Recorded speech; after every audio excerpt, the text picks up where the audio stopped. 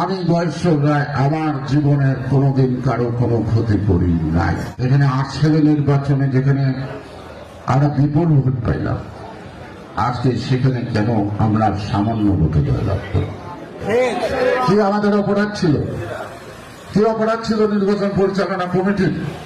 আমাদের যেখানে ভালো ফলাফল হওয়ার কথা, সেখানে 8 সালে নির্বাচনে যেখানে আমরা বিপুল ভোট পাইলাম, আজকে সেখানে কেন আমরা সামান্য ভোটে জয়লাভ করি? এই প্রশ্নটা আপনারা যারা যেখানে দায়িত্ব আছে, এই প্রশ্নটা আমার করার অধিকার আছে আপনাদের।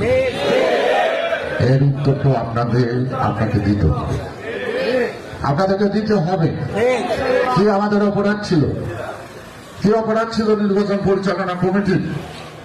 সেইটা আপনারা আগাম জানান নাই কেন? এখানে এইটা হচ্ছে, তাহলে তারা একটা ব্যবস্থা নিতে পারত, হাতে ধরতে পারত, বুঝাইতে পারত, কিন্তু নীরবে রোগ পুষছেন কেন? কি কারণে এখনো যাচ্ছে না?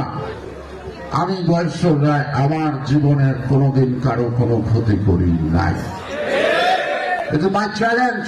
যদি কেউ এসে বলতে পারে সারা বাংলাদেশে